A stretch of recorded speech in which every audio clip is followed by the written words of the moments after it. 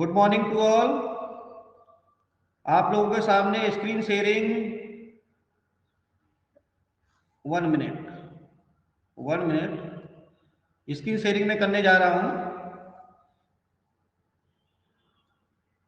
Yes, screen sharing करने जा रहा हूं बेटा। देखिए आपके सामने स्क्रीन पर ये आने वाला है। सीबीएसई ने कल ही सेकेंड टर्म 2021-22 का sample paper, question paper design के रूप में डाल दिया है आप लोगों के लिए। तो सभी स्टूडेंट जो 12th में बैठने जा रहे हैं उनको क्वेश्चन पेपर, जो सैंपल पेपर सीबीएसई ने इशू किया है, वो उसके बेस पर ही हमारा बोर्ड पेपर बनता है। तो इसलिए उसकी डीपनेस को जानना बहुत जरूरी है बेटा। स्क्रीन शेयरिंग हो रही है सभी स्टूडेंट को? स्क्रीन शेयरिंग हो रही है ना? Yes sir, yes yes sir. Sir. याद बेटा देखिए, क्वेश्चन पेपर जो आप लोगों के पास में है उसमें अगर देखेंगे तो उसको मैंने एनालाइज किया और शाम तक ये पूरा एनालाइज करके मैं आप लोगों के सामने लेके आ रहा हूँ। तो analysis accountancy sample paper issued by CBSE for board examination term second 2021-22। Accountancy का पेपर है, 2 आवर्स का पेपर होगा। 40 मैक्सिमम मार्क्स 40 होंगे। नंबर ऑफ क्वेश्चन 12 होने वाले हैं। अब सीबीएसई सिलेबस अकाउंटेंसी के अंदर आपका पूरा सिलेबस 2 पार्ट में डिवाइडेड है ना? 2 पार्ट में डिवाइडेड है, जिसमें पार्ट ए के अंदर accounting for not for profit organisation, partnership and firm and companies. ठीक है, पार्टनरशिप फर्म एंड कंपनीज, ये पूरा पोर्शन है। उसके बाद पार्ट बी में एनालिसिस ऑफ फाइनेंशियल स्टेटमेंट है। पार्ट बी में ही एक पार्ट बी ऑप्शन और है, कंप्यूटर अकाउंटिंग। ठीक है, तो कंप्यूटर अकाउंटिंग आपके रीजन में स्कूल्स में नहीं पढ़ाया जाता, इसलिए आपको करना है कौन सा? Analysis of financial statement. ठीक है, तो पेपर के अंदर पार्ट बी में ऑप्शन मिलेगा कि पार्ट बी और पार्ट B2 ये में से कोई एक करना है। तो आपको पार्ट बी का analysis of financial statement portion ही करना है। टोटल पेपर को अगर देखें तो 30 मार्क्स का वेटेज पार्ट ए से आने वाला है पेपर में। 30 मार्क्स का वेटेज पार्ट ए से आने वाला है और पार्ट बी से 10 मार्क्स का वेटेज आने वाला है बेटा। टोटल मार्क्स का 10 मार्क्स किससे आएगा? पार्ट बी से। ठीक है, अगर नंबर ऑफ क्वेश्चन की बात करें तो total of number of question according to sample paper will be 12। ठीक है, 12 क्वेश्चन होंगे टोटल, जिसमें उन्होंने एमसीक्यू बेस्ड या very short answer type question उन्होंने हटा दिए, अब उसमें नहीं आने वाले। अब क्वेश्चन मार्क जो है वो 2 मार्क, 3 मार्क एंड 5 मार्क है ना, पेपर में आने वाला है। 2 मार्क्स के क्वेश्चन, 5 मार्क्स के क्वेश्चन, 3 मार्क्स के क्वेश्चन, ये आने वाले हैं। तो यहां पर देखोगे पार्ट ए में नंबर ऑफ जो क्वेश्चन है वो 9 रहने वाले हैं बेटा। Total number of question 9।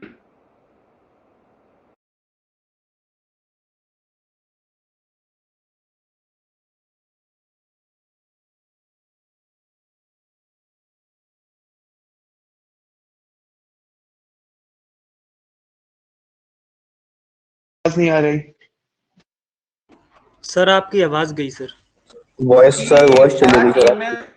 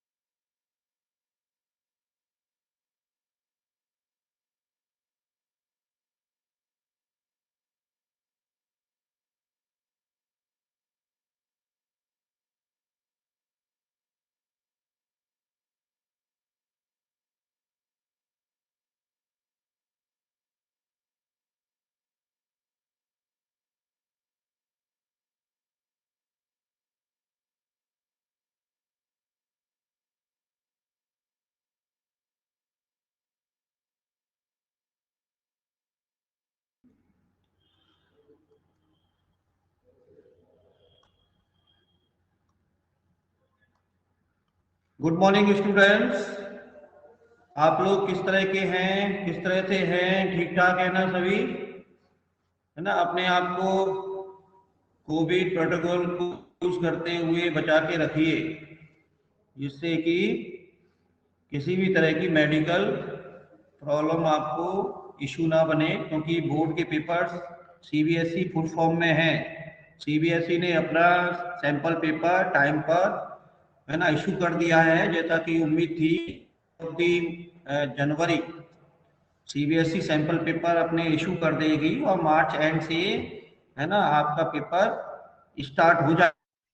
तो ये पॉसिबिलिटी सीबीएसई की तरफ से हो रही है कि नॉर्मल कंडीशन मार्च, है ना, कोविड सिचुएशन जो है जाएंगे। तो सीबीएसई ने अपना सैंपल पेपर इशू किया है। जैसा कि आप लोगों को पता है, नंबर ऑफ क्वेश्चन सीबीएसई ने 12 क्वेश्चन रखे हैं अकाउंटेंसी के अंदर, और 40 मार्क्स का पेपर होगा। ठीक है, 2 आवर्स में ये पेपर कंडक्ट किया जाना है। 15 मिनट्स अलग से आपको, है ना, रीडिंग टाइम इस पेपर में भी मिलेगा, जैसे कि टर्म फर्स्ट में आपको मिला था। तो इस पेपर को अगर एनालाइज हम करें तो हम देखेंगे बेटा कि फर्स्ट पार्ट, जो पार्ट ए है, वो उसके अंदर accounting for not profit organisation, partnership firm and companies, जैसा कि फर्स्ट टर्म में था वही है। सिलेबस आपका 2 पार्ट में डिवाइड है। फर्स्ट पार्ट हो गया accounting for not profit organisation, partnership firm and company. Part B में एनालिसिस ऑफ फाइनेंशियल स्टेटमेंट आपका है बेटा। Analysis of financial statement, analysis of financial statement के साथ में पार्ट बी में एक और ऑप्शन आपको मिलेगा, है ना, पार्ट बी के अंदर ही अकाउंटिंग, कंप्यूटर अकाउंटिंग।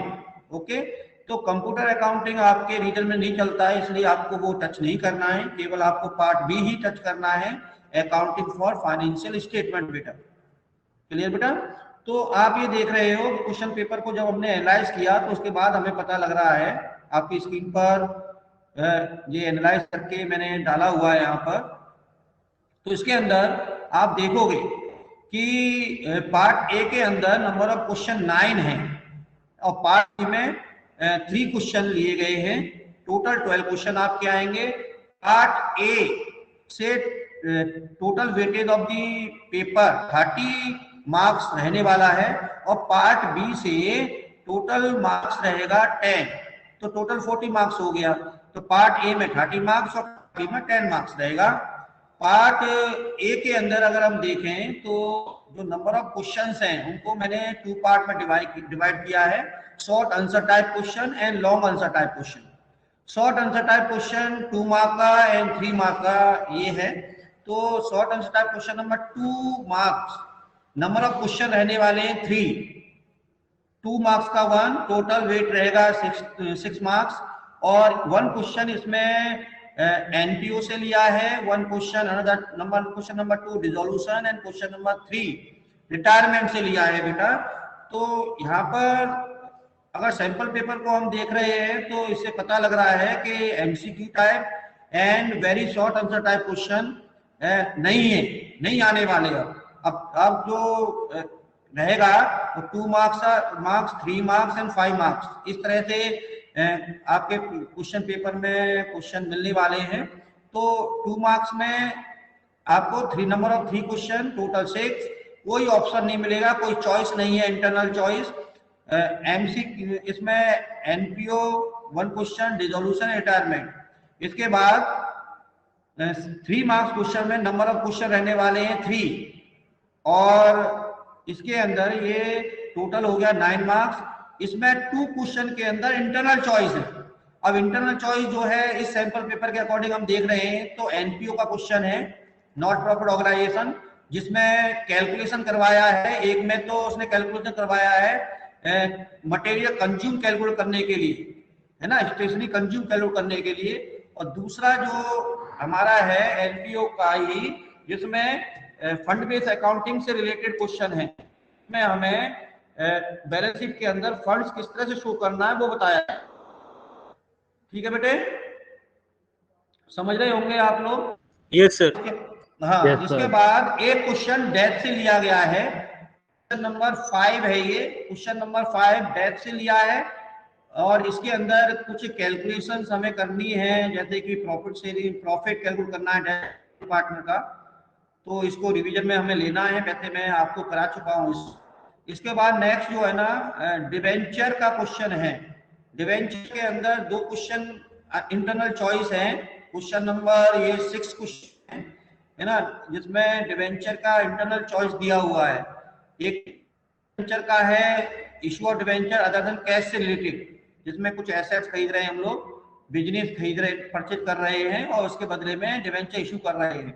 दूसरा क्वेश्चन हमारा debenture issued at collateral security से लिया गया है बेटा, है ना, कोलेटरल सिक्योरिटी से लिया गया है, तो ये पोर्शन इशू डिवेंचर से है। तो दो क्वेश्चन यहाँ पर इंटरनल चॉइस के साथ आपको मिलने वाले हैं एनपीओ से, और डिवेंचर के अंदर चॉइस दिया हुआ है सैंपल पेपर के। इसके बाद लॉन्ग आंसर टाइप क्वेश्चन अगर हम देखते हैं तो 5 मार्क का क्वेश्चन, जिसमें 3 क्वेश्चन आपके आने वाले हैं पार्ट ए से।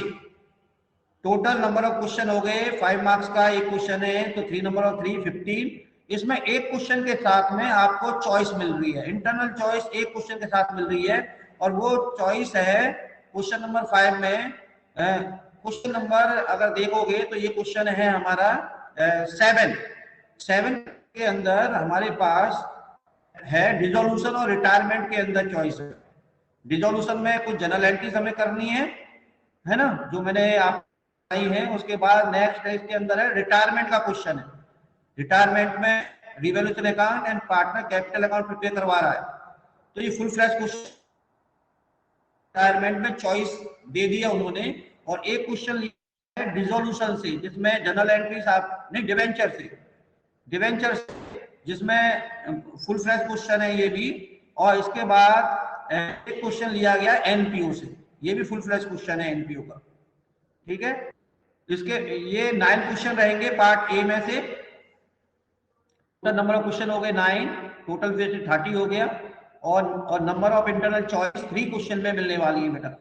इसके बाद पार्ट बी के अंदर अगर आप आओगे, पार्ट बी में short answer type question, question number 2, question number रहने क्वेश्चन है 2 मार्क का, तो 2 मार्क्स क्वेश्चन आपके नंबर ऑफ क्वेश्चन 1 रहेगा, तो टोटल 2 रहेगा। ये क्वेश्चन कैश फ्लो स्टेटमेंट से लिया बेटा, है ना। एक उन्होंने ट्रांजैक्शन दिया है और उसमें ये बोला है कि कैश की इनफ्लो है या आउटफ्लो है, और इसको जो है कंक्लूजन एक्सप्लेन कीजिए, तो ये 2 मार्क्स का क्वेश्चन है।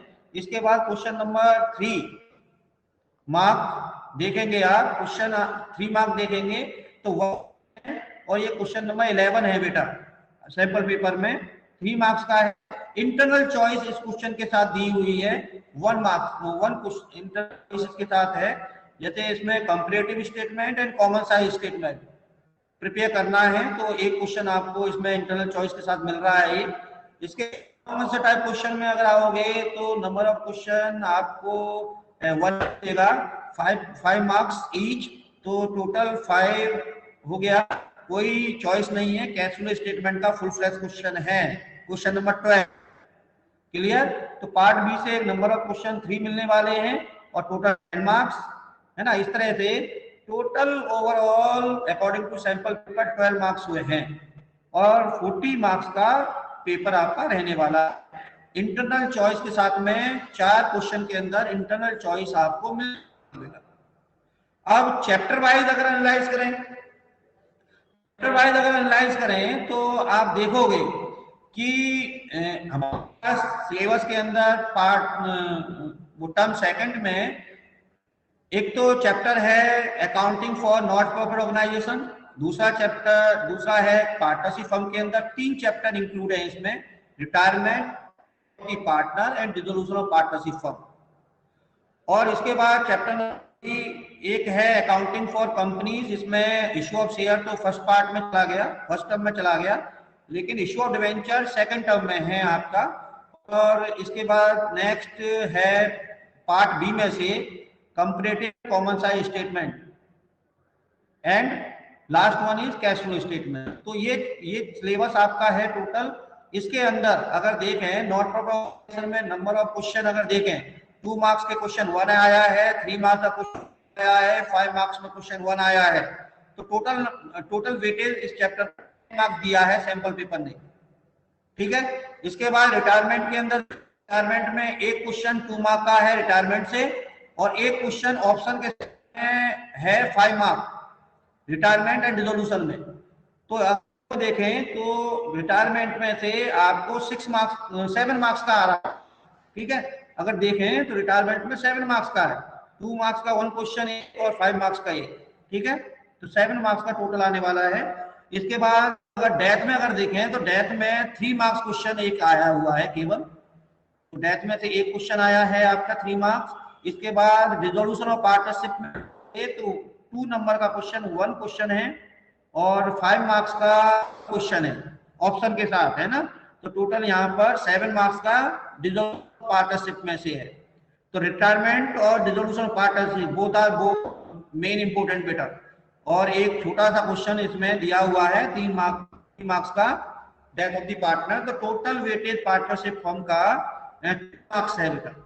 इसके बाद अगर आप देखोगे इशू ऑफ डिवेंचर के अंदर अकाउंटिंग फॉर कंपनी में, तो 3 मार्क्स का क्वेश्चन 1 है के साथ है ये, है ना।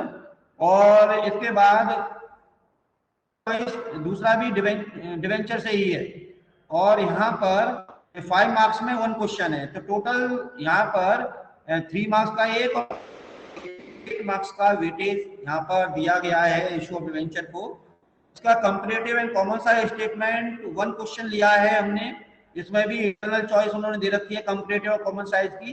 तो 3 मार्क्स इस चैप्टर को दिया गया है बेटा, comparative and common size statement को।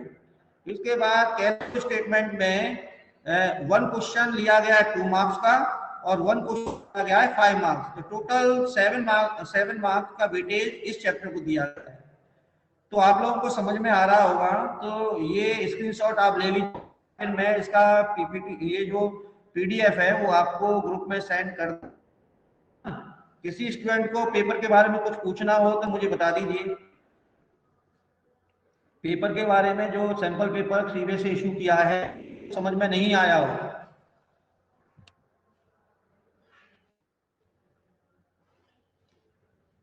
सबको समझ में आया?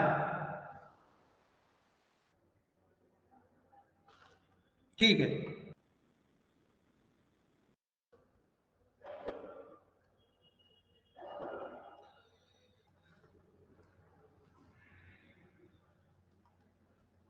तो बेटे चलते हैं अपने सिलेबस की तरफ, सिलेबस को टच करते हैं। डिसोल्यूशन ऑफ पार्टनरशिप हमारा चल रहा था, और डिसोल्यूशन ऑफ पार्टनरशिप के अंदर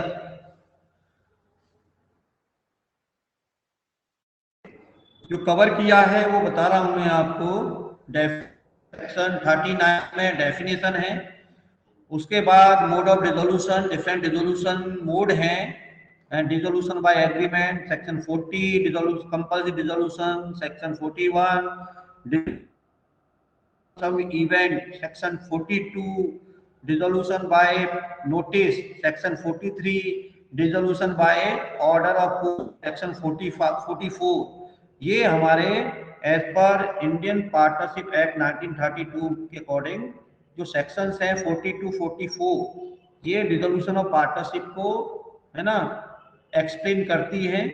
तो ये हमने डिस्कस किया था। इसके बाद difference between dissolution of partnership form and dissolution of partner, है ना, पार्टनरशिप। ये क्वेश्चन आया है सैंपल पेपर में, देखा है आप लोगों ने सैंपल पेपर के अंदर एक क्वेश्चन आया है, एक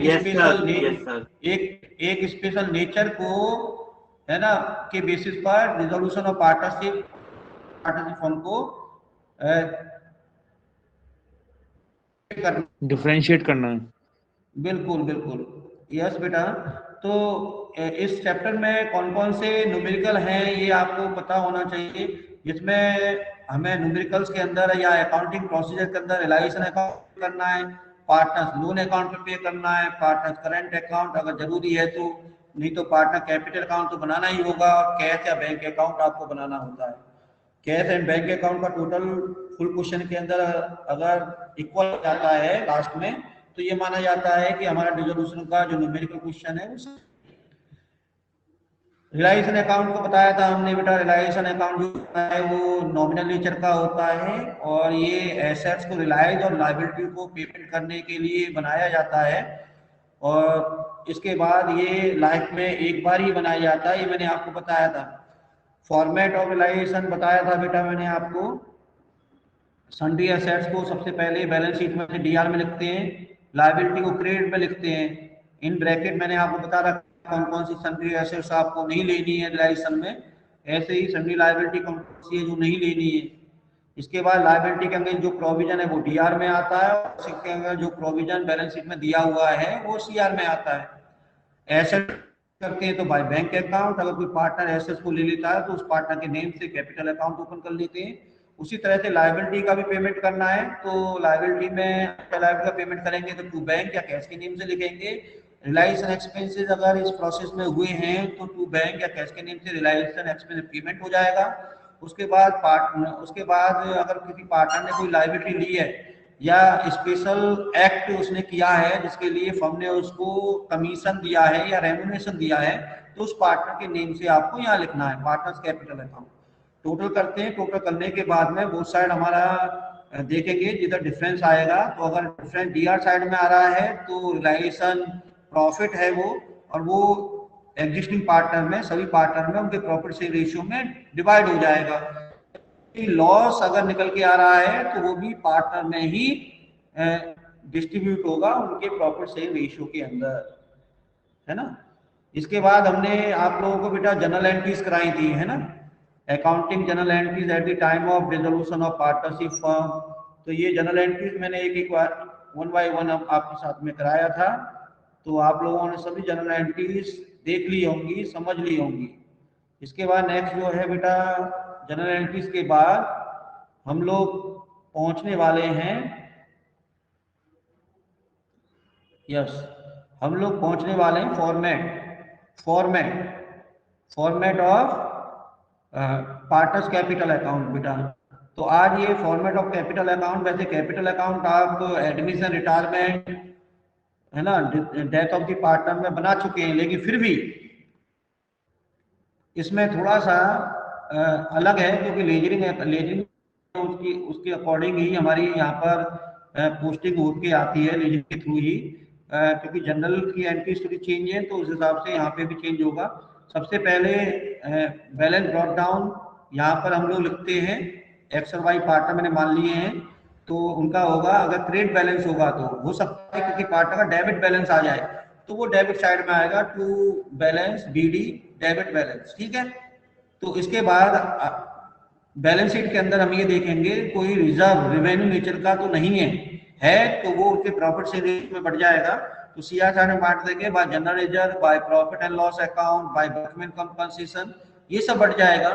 ऐसे ही अगर एसेट साइड में कोई लॉस या फिक्टिशियस एसेट्स है तो उसे हमें राइट ऑफ है। तो लॉस अगर है बैलेंस शीट की एसेट साइड में तो डेबिट बैलेंस ऑफ पी&एल है वो, तो उसको हम टू पी&एल अकाउंट के नेम से आपको शो करना है, और टू एडवर्टाइजमेंट पे deferred revenue expenditure fictitious assets है बेटा वो यहाँ आ जाएंगी, है ना। और इसके बाद हमें ये देखना है कि अगर किसी पार्टनर ने कोई लायबिलिटी बियर की है तो वहां तो रिलायंस के डेबिट में आएगा लेकिन पार्टनर कैपिटल अकाउंट में वो सीआर में आ जाएगा। तो भाई रिलायंस अकाउंट ब्रैकेट में लिख दोगे, यहाँ पर क्या लिख दोगे बेटा, लायबिलिटी टेकन ओवर बेटा, ठीक है। इसके बाद अगर आप देखोगे कि अगर किसी पार्टनर ने कोई लायबिलिटी बियर की है, वो एसेट बियर की है, तो एसेट बियर की है तो तू यहाँ पर टू रिलायंस अकाउंट लिखकर, क्योंकि ये रिलायंस अकाउंट को सीआर में दिखाया होगा आपने तो वहां से ये डीआर में आएगा, तो टू रिलायंस अकाउंट और एसेट्स टेकन ओवर हम यहाँ पर लिख देंगे ब्रैकेट में। अकाउंट को टोटल करने के बाद जो लॉस प्रॉफिट होता है, तो अगर प्रॉफिट आया है तो रिलायंस का प्रॉफिट वहां डीआर में शो होगा और वहां से पार्टनर में डिस्ट्रीब्यूट होगा, वहां से ट्रांसफर होगा, तो ये पार्टनर कैपिटल अकाउंट के सीआर साइड में आएगा बेटा। तो bye account profit of Reliance के नेम से आएगा। और अगर लॉस हुआ रिलायंस अकाउंट में तो लॉस रिलायंस में सीआर में आएगा रिलायंस अकाउंट में, तो वो वहां से ट्रांसफर होके ये DR side of partner capital account आ जाएगा, उनके प्रॉफिट से रेशियो में इसको बांट देंगे। इसके बाद बेटा टोटल करते हैं, इसके बाद हम टोटल करते हैं। टोटल करने के बाद में अगर सीआर साइड का बैलेंस ज्यादा है और DR side balancing, CR side का बैलेंस ज्यादा है तो फर्म के ऊपर ये ड्यू हो गया पार्टनर का, तो वहां पर फर्म उसको पेमेंट करेगी। तो फर्म पेमेंट करेगी तो यहाँ पर ये जो पेमेंट है टू बैंक, ये फाइनल सेटलमेंट हो जाएगा, हम पे कर देंगे पार्टनर को। ठीक है बेटा, तो टू कैश या बैंक अकाउंट के नेम से लिखना है। और अगर डेबिट का टोटल क्रेडिट के टोटल से ज्यादा है तो उस केस में हम मतलब पार्टनरशिप फर्म पार्टनर से अमाउंट लेगी, पार्टनर पेमेंट करेगा फर्म को, तो उस केस में बाय कैश या बैंक अकाउंट के नेम से आपको यहाँ पर शो करना है, और जितना अमाउंट क्रेडिट डेबिट का एक्सेस है वो अमाउंट यहाँ आएगा, टोटल इक्वल आ जाएगा। टोटल यहाँ पर हम लोग कर देंगे बेटा। ठीक है, समझ में आ गया होगा। यहाँ ध्यान में रखना है कि बैलेंस कैरी डाउन नहीं आएगा, लास्ट में जो भी टोटल आएगा वो कैश या बैंक से पेमेंट करेंगे या उससे हम अमाउंट रिसीव करेंगे। इसके बाद नेक्स्ट हमारा कैश अकाउंट या बैंक अकाउंट। कैश अकाउंट या बैंक अकाउंट नॉर्मल जैसे बनता है उसी तरह से बनाना है, लेकिन फिर भी क्योंकि इसमें स्पेशल अलग से बनाना है इसलिए थोड़ा सा इसको समझ लेंगे। सबसे पहले देखिए यहाँ ध्यान रखना कि क्वेश्चन के अंदर हमें ये देख लेना है कि हमसे लास्ट में क्या पूछा है, कैश अकाउंट बनाने के लिए पूछा या बैंक अकाउंट बनाने के लिए पूछा। यहाँ पर कुछ भी नहीं पूछा तो हमें ऊपर देख लेना है कि कैश अकाउंट ओपन है या बैंक अकाउंट ओपन है। बैलेंस शीट की एसेट साइड में कैश इन हैंड है या कैश एट बैंक है। अगर कैश इन हैंड बनाएंगे और अगर कैश एट बैंक है तो आपको बैंक अकाउंट बनाना है। दूसरा ये भी है कि अगर दोनों ही दे रखे हैं उसके अंदर तो क्वेश्चन में नीचे देख लेना कि पूछा क्या है, ज्यादातर फिर बैंक अकाउंट ही पूछता है। तो उस केस में यहाँ पर सबसे पहले टू बैलेंस बीडी लिखेंगे। ऐसा साइड में अगर दे रखा है तो टू बैलेंस बीडी, और ओवरड्राफ्ट दे रखा है तो बाय बैलेंस बीडी आएगा बेटा, बाय बैलेंस बीडी आएगा, ध्यान रखना ये बाय बैलेंस बीडी। उसके बाद अब ये देखेंगे क्योंकि बैंक अकाउंट बना रहे हैं तो हम ये देख लेंगे कि कैश में बैलेंस हमारे पास बैलेंस शीट के अंदर है तो उसे डिपॉजिट इनटू बैंक मान लेते हैं। तो यहाँ पर आपको ऊपर यहाँ दिखाना होता है, यहाँ क्या दिखाना होता है, टू कैश अकाउंट ब्रैकेट में डिपॉजिटेड। ठीक है, डिपॉजिटेड दिखा दोगे, समझ में आया। तो अमाउंट जितना कैश का है वो बैंक में डिपॉजिट कर देंगे। उसके बाद एसेट हुई है तो रिलायंस के सीआर में आता है तो वहां से ये डीआर में आएगा नेम से, और सीआर साइड में अगर लायबिलिटी का हम पेमेंट कर रहे हैं के डेबिट में आएगा, बैंक के नाम बैंक अकाउंट में ये रिलायंस के सीआर साइड में आएगा, है ना, बैंक अकाउंट में रिलायंस के नाम से सीआर साइड में आएगा। इसके बाद कोई रिलायंस एक्सपेंसेस हुआ है तो वो रिलायंस अकाउंट के डीआर में भी आएगा बैंक के नाम से, और बैंक अकाउंट में रिलायंस अकाउंट के रिलायंस के नेम से सीआर में आएगा। ठीक है, इसके बाद अगर किसी पार्टनर ने फर्म को लोन दिया है तो यहाँ पर ये पेमेंट होगा बेटा, तो बाय पार्टनर्स लोन अकाउंट के नेम से आपको दिखा देना है ना, लोन पेड। और फिर हम देखते हैं कि कैपिटल अकाउंट में पार्टनर को कितना पे किया है, तो पार्टनर को हमने पे किया है, अगर कैपिटल एक्सेस है तो पेमेंट होगा, तो उस केस में यहाँ पर बाय पार्टनर्स कैपिटल अकाउंट के नेम से आ जाएगा इंडिविजुअल। और अगर पार्टनर से हम ले रहे हैं कैश क्योंकि कैपिटल का बैलेंस नेगेटिव हो गया है तो उस केस में टू पार्टनर कैपिटल अकाउंट, है ना, cash brought by the partner to the firm, तो यहाँ पर आ जाएगा वो। टोटल कर लेंगे, टोटल करने के बाद में हम ये देखेंगे कि यहाँ पर का जो टोटल है यहाँ के टोटल से इक्वल होना चाहिए। अगर कैश या बैंक का अकाउंट का टोटल इक्वल आ जाता है तो हम मान लेते हैं कि Reliance account partner capital account हमारा बिल्कुल सही बना है। ओके बेटा, तो आज हम इसको यहाँ तक ही कंप्लीट करते हैं। कल आपको न्यूमेरिकल क्वेश्चन हम कराएंगे, मंडे में कराएंगे न्यूमेरिकल क्वेश्चन।